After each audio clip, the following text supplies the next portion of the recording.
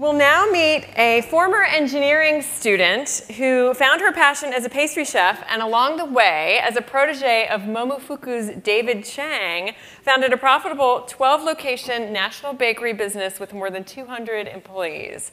Please welcome the creator of the famous and delicious crack pie and compost cookie, and a third cookie that is going to be in your gift bags tonight, the founder and CEO of Milk Bar, Christina Tosi, with Fortune's Beth Cohen.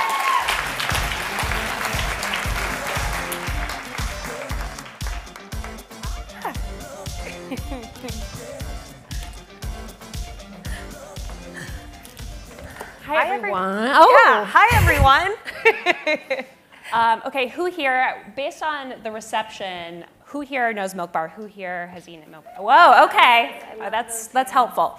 So, Christina, you just came down from LA today. You're spending a lot of time there. You just opened your first Milk Bar there. Yeah. 15th location. But you were telling me that in the run-up to this opening, you were not sleeping, you were nauseous, you were questioning everything. After all these years, you're a James Beard award-winning chef, you have a cult following. How is it that you still get so nervous? That's a great question. I think I was just raised that way. I was raised to never take anything for granted. I was always raised to be really humble and raised to always sort of be on my toes. And it's just the way that it is. I get nervous even before I walk out here. And then once I'm out here, I feel great and I feel fine, but there's always a moment where I feel like my most introverted, worried, nervous, 12-year-old self. And I know that I'm better for it. And I know that I do my best work when I am that uncomfortable because it really pushes me to go through the checklist of everything. Does it, aside from the tactile elements of opening a new store, the gut check moments of does this feel right? Does this feel right? Does this feel right? And I have learned over 10 years of doing it that those gut feelings and those gut reactions are my secret ingredient. They're my secret weapon. They are what makes Milk Bar what it is, along with the million other things that make Milk Bar so magical. So you have a really distinct style, and you cut your teeth at some of the most famous, finest restaurants in New York City. But how did you really come up with this Milk Bar niche? So I grew up along really strong women, strong grandmas and aunts and moms, and we loved to bake for fun. That was what we did in our time together. It gave us a sense of community, a sense of time and place. It was how we reached out to others and served others. And it was the thing that I loved to do after I was done going to school and studying and so on. And I was sort of on the eve of being a grown-up. And I was really nervous about having to have a 9-to-5 job and wear a suit to work and become this sort of, in my imagination, what a grown-up was. I did not want to do that. Right, you were an applied math major. Yeah. I went to school to study engineering, and then I was like, engineering, I don't know about this science thing. I love math. I keep a book of math problems in my bag that I do on the airplane. Okay. When I'm waiting on the tarmac. I love solving problems. But I decided I don't want to be a grown-up, but I need to do something. And my answer was basically to make cookies. So making cookies translated to being a pastry chef. So I moved to New York City to become a pastry chef. And I knew that if I was going to go against the grain of how I was raised, which was to be a really well-respected professional that was great at what they did for a living, that I was going to have to go and be at the top of my game. And the place to do that was New York City, and still is if you want to get into the food industry. But at that time, being a great pastry chef meant being the pastry chef at the most highly acclaimed white tablecloth restaurant. So places you worked at Boulay. Yeah, Boulay, Per Se. You worked for the greatest chefs in America. And I did that because that's what dining, that was the only thing that great dining was at that time. We didn't eat out anywhere near as much as we do now. And I loved the pursuit of working in those environments. But at the end of the day, after doing it for 8, 10 years, I did the gut check thing, and I like took my temperature every time I got to the top at one of these fancy fine dining establishments and worked my butt off. And I was like, I don't really know that this is me. I don't want to wear a toque on my head, which is like a big, one of those big paper hats that like you kneel down and it always falls off. And I don't know that I want to like fuss over this beautiful magical twirl that goes on a dessert. My vision, my style, what speaks to me, what warms me when I'm making dessert, the reason I love making dessert is for its accessibility and for its shareability. And so I worked my way up in fine dining restaurants really only to remove myself from it because I really thought there's not a place for me in this world. If this is what it is, I know myself well enough to know my place is not here. And a few years later, I decided that if my place didn't exist, it was my job to create a place where I belonged. But how did you allow yourself to walk away from that? Like you had spent your, you'd gone to culinary school, you'd worked in all these kitchens. How did you sort of say, you know what, this isn't for me? I've spent all this time working towards something that I don't think I want anymore. I'm a toiler, and I like to keep busy. So while I was working in fine dining restaurants, on my free day or my free few hours, I'd go and do other like odd jobs in the industry. So I would be a food writer or a food stylist, or I'd work with a caterer because I was constantly trying to figure out like where my place was exactly. And I guess it's just like an honesty. I mean, it's the reason that I make myself sick before we open our 15th store, because if it doesn't feel right, it doesn't feel right. And I think that's an honesty of all of the like trials and tribulations that I believe I have as a person. That's one thing that I know, like something doesn't sit right with me, it just doesn't sit right. And I had the confidence because I was raised in an environment with women around me that always gave me the confidence, reminding me that the confidence was within me to say, that's okay, if that's not for me, I'm just gonna work my butt off until I find what is for me. So it was being honest with myself and then having the confidence to say, no one's telling me that I have to be this person. It's my choice to be what I want to be. But to also know when I didn't get it right and to know when I got it right. So one of the things you did during that period where you were trying to figure out what was next was you went and worked at Momofuku. Yes. And kind of a business side Yes. job. And David Chang was really pushing you to start the dessert program there, and you did not want to do it. Yes. Every night he was like, come on, you can do this, make it. Why, what sort of got you over that hurdle, and why did you resist so much? So I started working for Dave Chang at Momofuku because I was in between this like tumultuous, like, that's not me over there in fine dining. I liked Dave. I was drawn to him. I was drawn to his attitude. He had this never say die mentality. He was building this thing. He was democratizing savory food in a way that did not exist in New York City or anywhere else I had ever been. And I made the decision to work for him because I was like, well, I know that's not me over there. And I like this guy. I'm drawn to him. There was something magnetic about him. And I just jumped because I figured I don't have anything else figured out. Maybe this is the path for me. Or at least this path will get me further along to where it is that I'm trying to figure out that I should be going in life. I helped him grow the business, and he knew I had pastry experience, and I would bake all the time, late at night, like a crazy person. He would try to convince me to make desserts for the Momofuku restaurants. And I would say, no, I don't want to do it. One, because there were no desserts on the menu. Two, it wasn't the kind of environment where, to be really clear, nobody else in the organization, none of the other guys on the line were like here for a girl to make dessert, to like get in their way. It's going to slow down all the turns of the table. So in theory, people are staying longer to eat dessert and take their time, and we need to get them up and out. And to be honest, it was because I was like, I know this fine dining, like I can make you 3 different flavors of souffle and 6 different ice creams and put it on a plate in like, 2.5 minutes and send it out. We could charge $30 for it. Or I can make you these really delicious brownies. And the delta between, I knew that what needed to go on the menus was the delta between the two. And I just didn't, I had never had to think about creating a dessert before, to be quite honest. Everywhere else you work for someone, you are their soldier, you are bringing their vision to life. I had never had anyone really ask, like, okay, this is your menu, what's your vision, bring it to life. Yeah. Besides the fact that it's like a restaurant group that is Asian, if you're feeling that way, but it's also French, and it's American, it's Southern, it's Northern, it's East, it's West.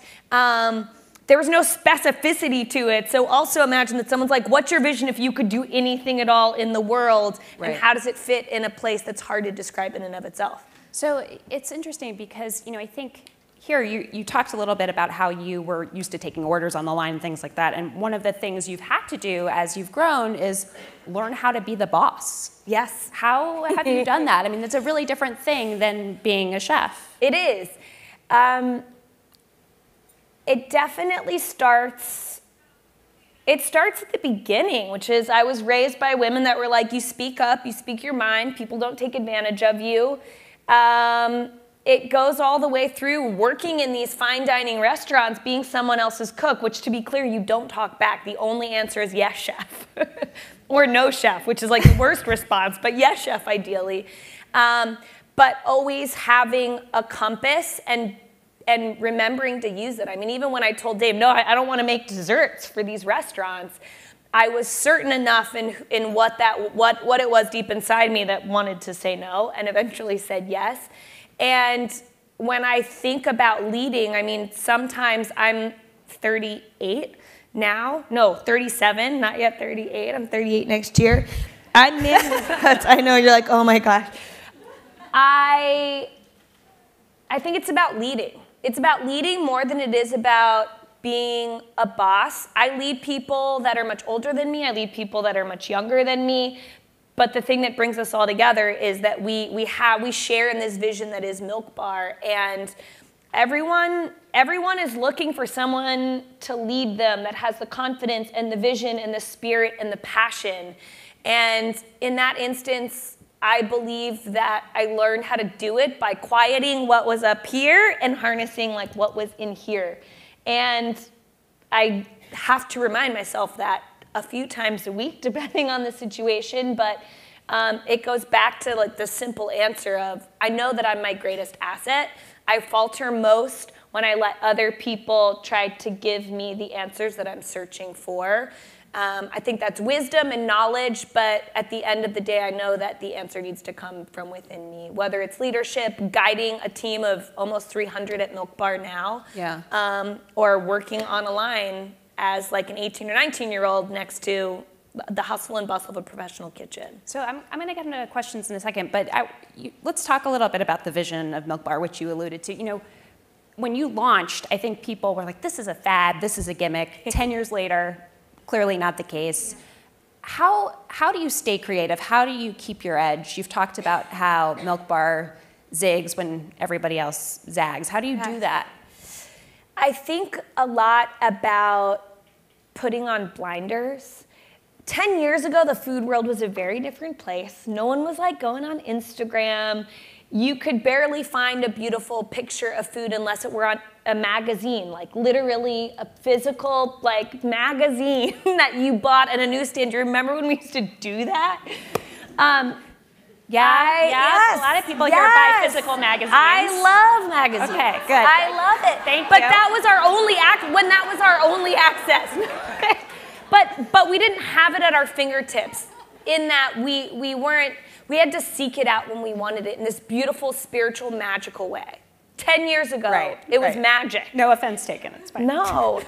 Nowadays, it's easier to be influenced. It's easier to take from others' creativity rather than to develop the creativity in and of yourself, intentional and unintentional. So I think about it as putting on blinders.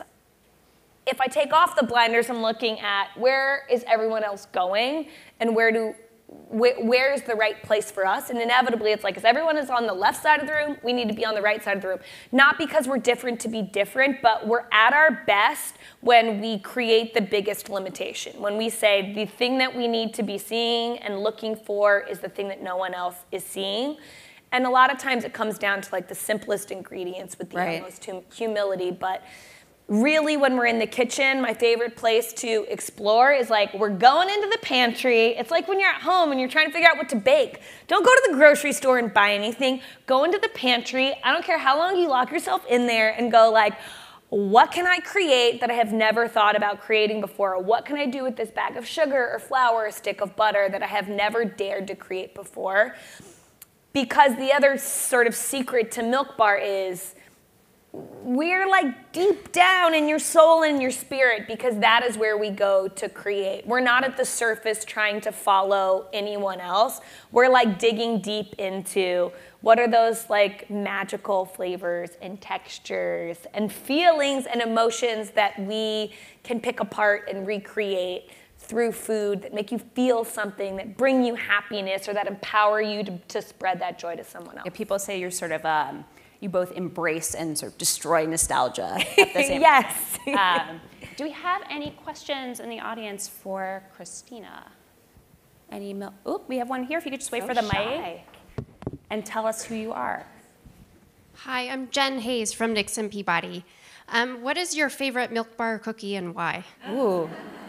Girl, that is a very tricky question. Okay, so my favorite Milk Bar cookie depends entirely on my mood. My goal for 2019 is to find a psychologist to work with, because I believe that my favorite flavor is based on like my current mood or my mood. And like, I think if you like the blueberry and cream cookie, you're a certain kind of person or a certain kind of personality. What kind of person? I don't know. I'm curious. There's something very like homey and like beautifully domestic about the blueberry and cream. It's calming for me. Like I eat the blueberry and cream cookie when I'm in a very like calm, centered mood. I have the cornflake chocolate chip marshmallow cookie when I just like need to be coddled. I have the compost cookie when I'm like trying to get out there a little bit, or I'm feeling a little wacky or edgy. It all depends. It all depends. One thing that, do we have a question in the back, I think? Oh, right there. And if you could tell us who you are. Hi, I'm Erica Robinson. I do marketing at Smitten Ice Cream. Your chef's table may be my favorite of all time. Big fan. So my question is, what is the biggest challenge you've experienced as you've grown and scaled the brand and the business? There have been a lot of challenges.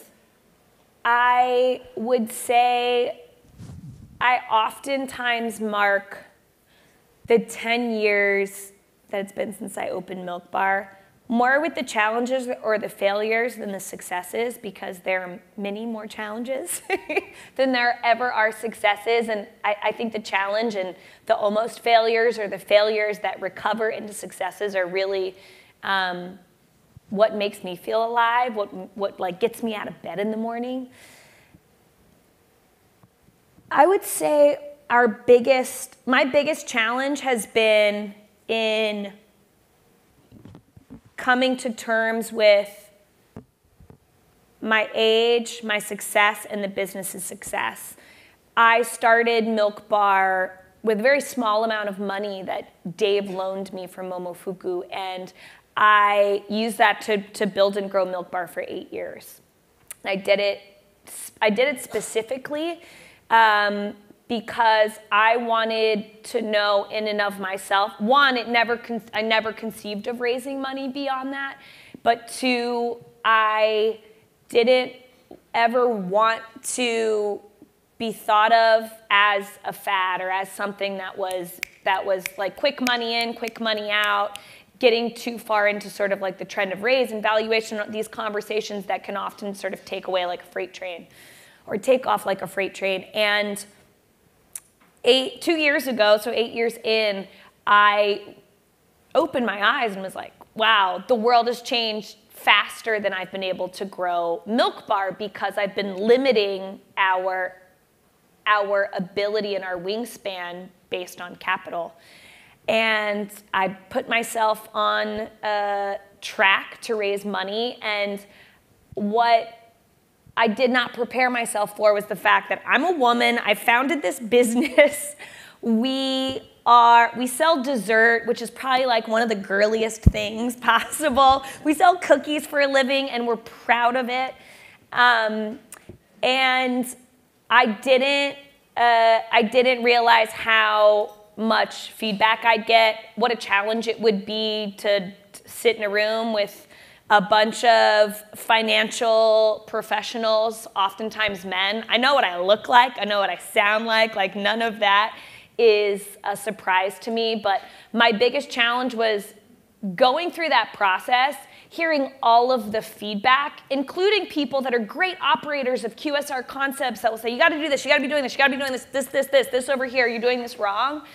And not losing sight of my own vision, but questioning my vision and questioning the answers for the business that are right here. And that was by far my biggest challenge, and also the thing that I'm the most proud of coming out on the other side of. And it's the single best piece of advice that I could ever give to someone that asks. If you are in it, if it is yours, if you are a part of it, 100% go out, talk about it, network, get feedback, but don't ever let somebody else's feedback or opinion about you or what you're doing and what your work is be the thing that quiets the voice that is deep inside of you. You have to be able to have room for both, and you have to know how to tap into your instincts and how to leverage them.